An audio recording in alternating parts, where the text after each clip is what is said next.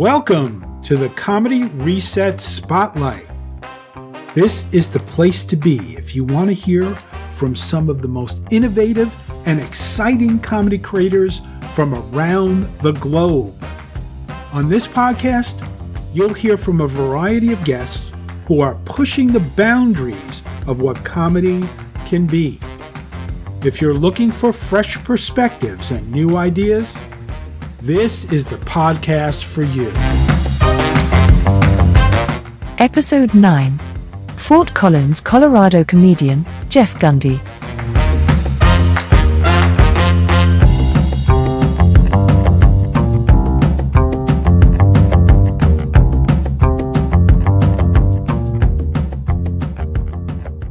When did you first start doing stand-up comedy? I started doing stand-up comedy in the summer of 2009, but what made that hard was that I had a morning radio show along with a 30-minute commute and also twin babies.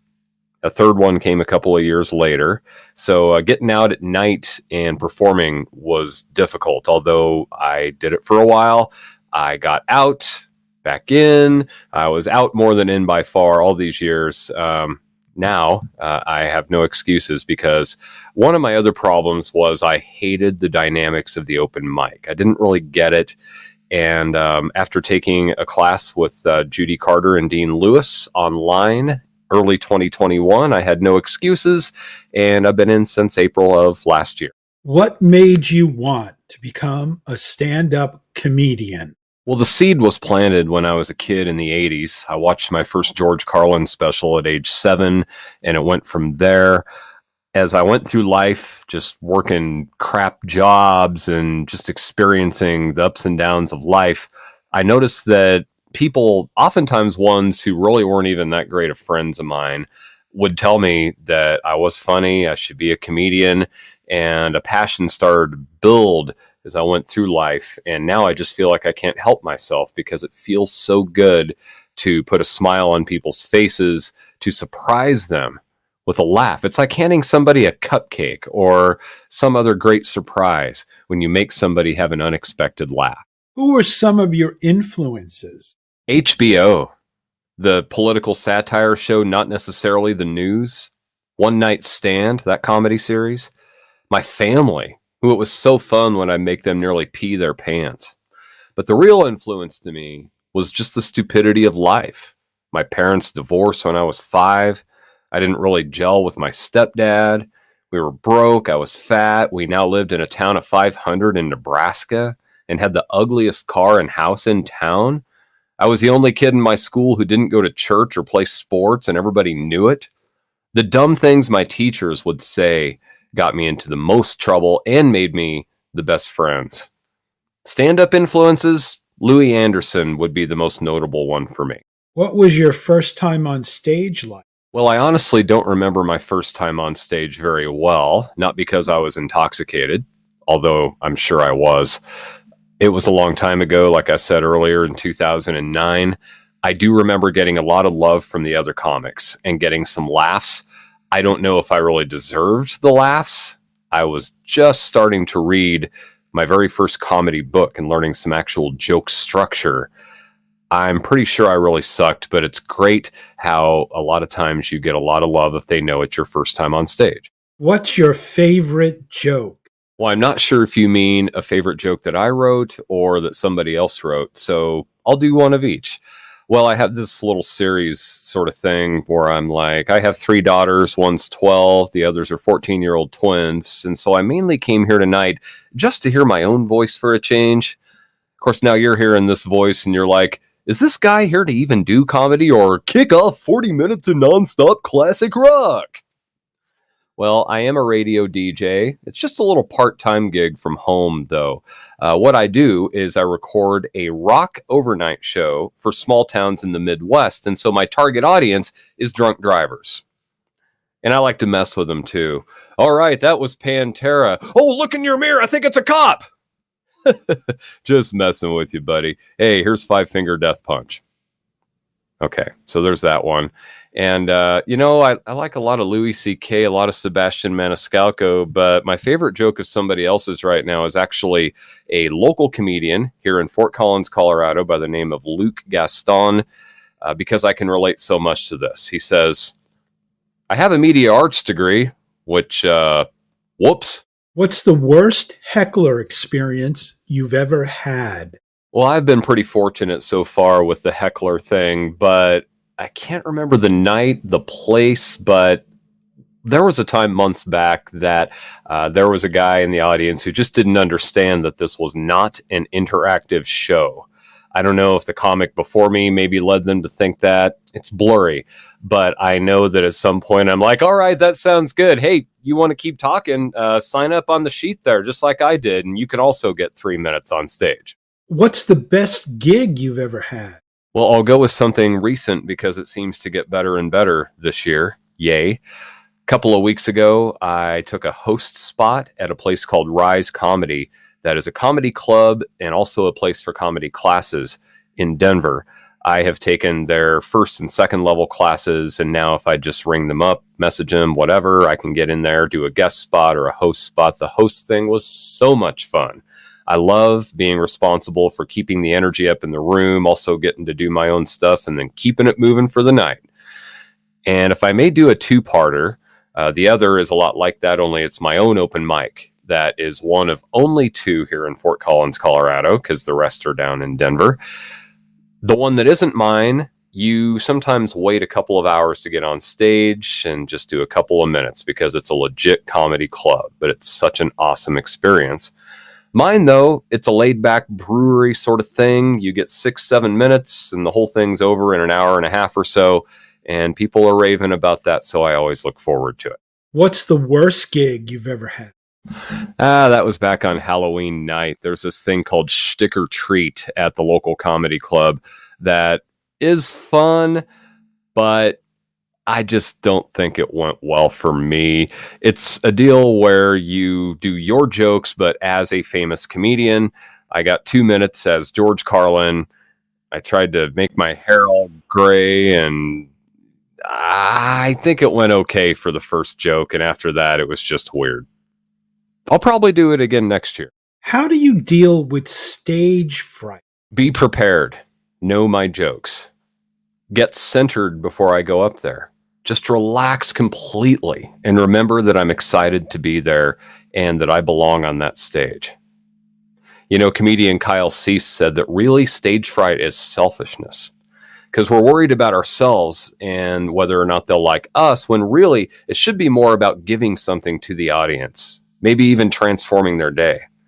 That's always stuck with me. The part I'm always trying to put up front, though, first thing, most important, have fun. If you're not having fun, neither is anybody else in the room. Like, you could forget your whole set, but be up there having fun and still have a great set. But you can perfect your entire thing, not stutter, not get one word out of place, but you're tense or something else is on your mind. It's not going to go so well from what I've seen. And remember, the audience is rooting for you from the very get-go. They want you to win up there. One last thing, right before I go up, I try to think of something that puts me in my comedic zone. Lately, it's been thinking of comedian Sam Talent, who does an impersonation of Ray Romano taking anal. Or, since I'm a dad, Louis C.K., when he says how sometimes it's hard not to curse around your daughters. I was giving her a bowl of soup, and I said, hey, here's your fucking soup. You could understand how that situation would be stressful. What was the most unexpected response you've ever gotten to one of your jokes? It had to be when I was acting out my racist cousin who lives in the Midwest, and I still don't know for sure exactly where I went wrong. I just kind of have decided that as a white male, probably I should stay away from race. But perhaps I went on way too long with her evil words in her voice. I left the stage to a silent room. How do you prepare for a show? Well, if it's an open mic, I try to do at least 50% new material because why not?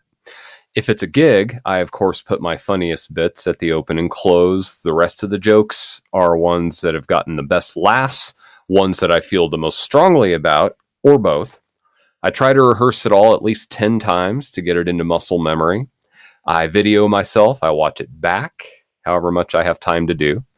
If I can make time, I handwrite everything out, not only to help with memorization, but also handwriting tends to give me lots of ideas on how better to deliver my material.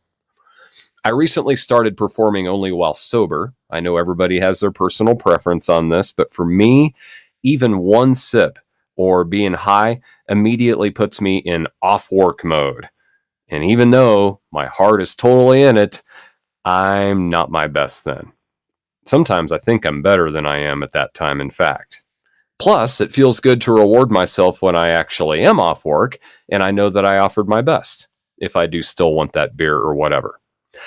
Definitely listen to some great professional stand-up comedy before going up. Get that in your head. It gets you in that zone. If it's a 10-minute set, for example, I prepare more like 8.5 to 9 so that I'm sure not to go over and I'm respectful of everybody's time. I make sure that I'm staying in communication with the show booker. Message them. Hey, I'll be there at 6:30. See you then. Can't wait. That way they know they don't have to worry about me and things are just going that much more smoothly. And all this preparation puts me in a comfortable place where now I'm confident and I can cut loose and have fun with the audience. What's the best advice you've ever been given about stand-up comedy? Be yourself. Relax. Have fun. I'm telling those things to myself literally right now. I came from a little bit of an old school radio background where that never seemed to be an option. I mean, if you can have fun reading the cards that they tell you to read when they say to read them and doing it in some special voice and making sure you don't go more than this time and so forth, it's really hard to turn that around and not try to sound like something rather than just being you. What's the worst advice you've ever been given about stand-up comedy? It's honestly hard to think of any bad advice that I've been given as a comic. I'm pretty discerning as to who I listen to. I have certain people that I follow. Local instructor, Christy Buckley in Denver. There's Jerry Corley. I'm not sure if he's out of California or New York, but I've really been latching on to some of his instruction and things. Judy Carter, Dean Lewis. But you asked about the worst advice. I think it's when another open mic comic tells me that they hate one of my jokes when they are struggling to get laughs too. Like, I'll listen to anybody because maybe they know something I don't, but worry about yourself, man. I guess that's it. It's been mostly good advice. What would you say is the biggest misconception about stand-up comedy? That it's not a real job.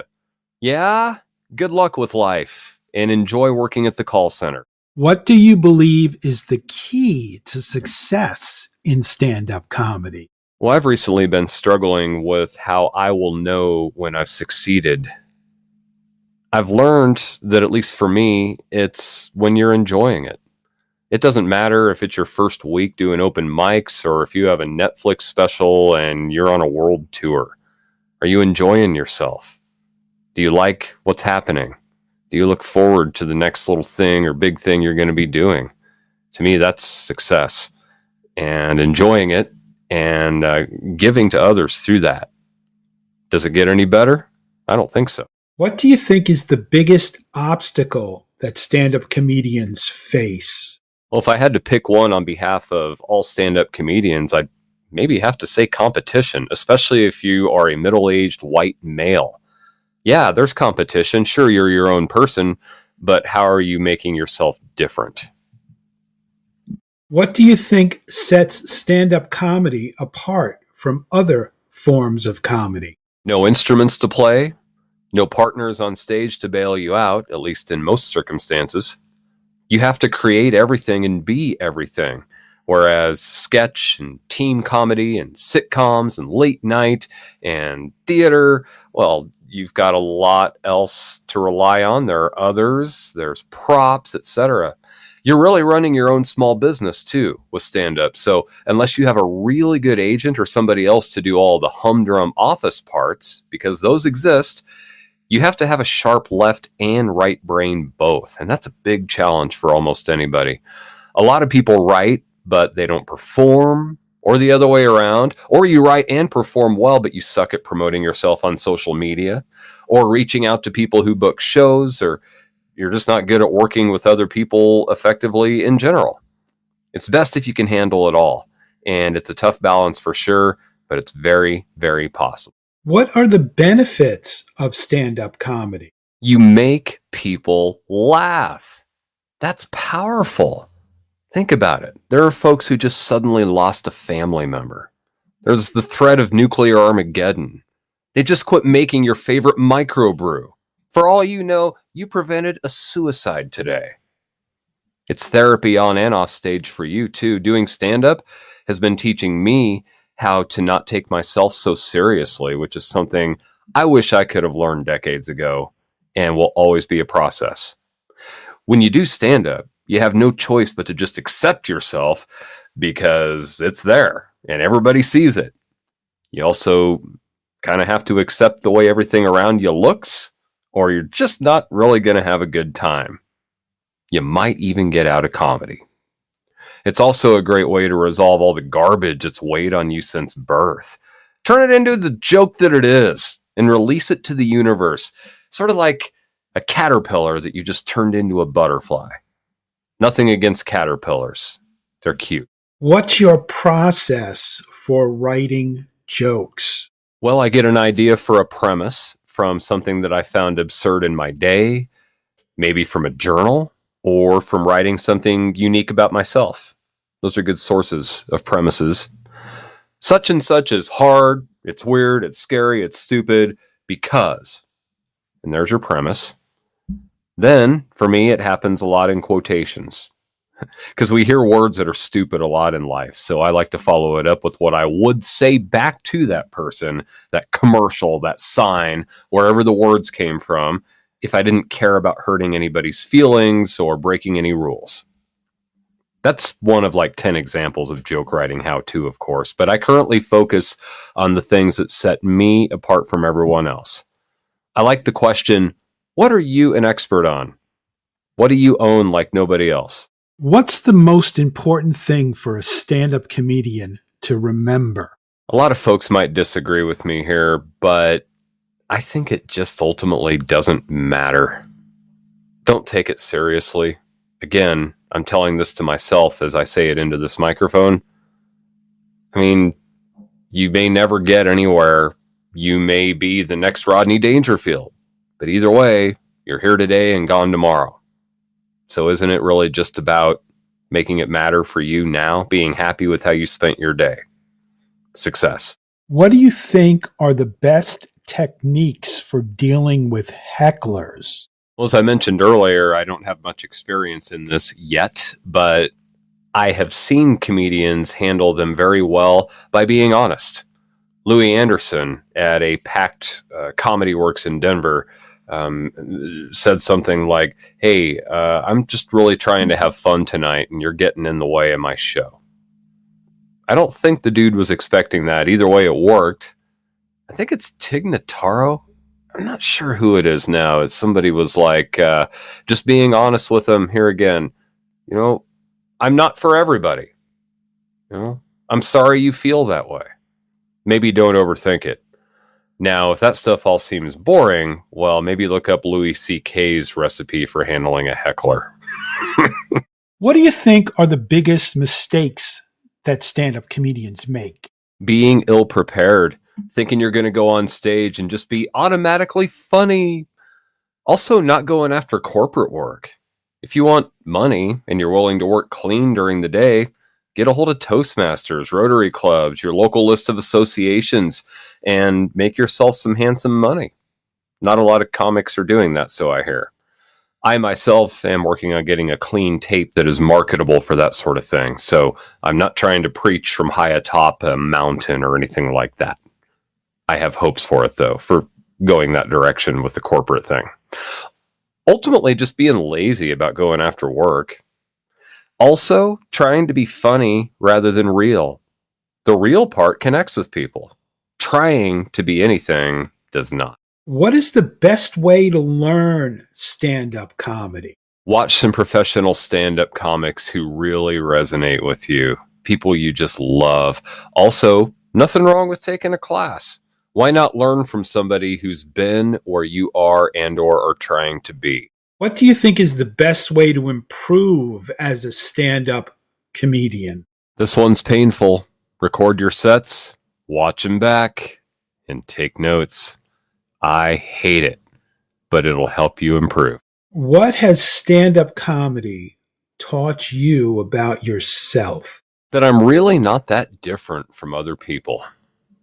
We're not as unique as we think we are in that we can do this. You might think, oh, I can't be a comic because I'm too old, too young, I'm too weird, this, that. No, that's your material. Whatever you're to anything, that's your story. That's what sets you apart. Yeah. What motivates you to keep performing stand-up comedy? Me, personally, well, I am a very expressive person. I'll just be up front. I have to say things whether somebody's even in the room or not. So what? I'm weird. It's my latest platform to express myself. I tried it for years in radio, and that became less and less okay. Facebook used to be a cool place. Now it's scary and annoying. I'm finally here. I'm glad that all those other layers were peeled away. It's just something I have to do. What advice would you give to someone who's thinking about doing stand-up comedy? Just do it. Because if you think that maybe you should, there's a reason for it. You'll find out what it is later. Is there anything you'd like to add that we did not cover? I really don't think that there is. I can say that it's helped me a lot just to be able to talk about where I'm at.